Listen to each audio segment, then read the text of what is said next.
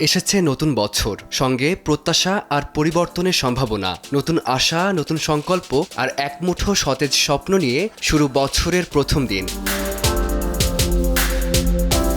নতুন বছরে দেশের মানুষের প্রত্যাশা আকাশচুম্বী নয়, বরং বাস্তব, মানবিক এবং প্রয়োজনীয়। নতুন বছরটি আনন্দে ভরে উঠুক, সকলে সুস্থ থাকুক, হোক স্বপ্নপূরণ। প্রত্যাশা ছোট পর্দার জনপ্রিয় অভিনেতা জিয়াউল ফারুক অপূর্বর।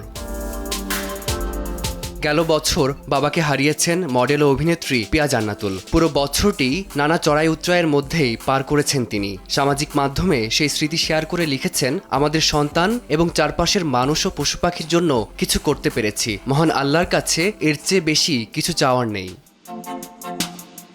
অভিনেতা ও উপস্থাপক ইমতুর আতিশ প্রিয় মানুষের সঙ্গে ছবি শেয়ার করে কিছুটা কবিতার ছন্দে লিখেছেন, কি হারালাম এসব ভেবে মুখ করোনা কালো, আসছে বছর হবে সুন্দর, কাটবে আরও ভালো।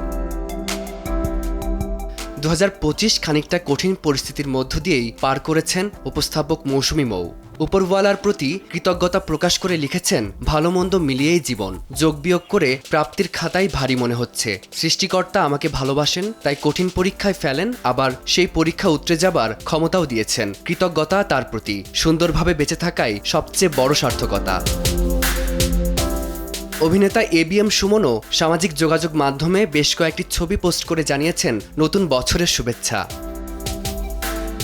নতুন বছরটি সকলের জীবনে বয়ে আনুক সাফল্যের বার্তা। মঙ্গল হোক প্রতিটি প্রাণের, প্রত্যাশা সকলের। ফারদিন মাজহার, সময় সংবাদ, ঢাকা।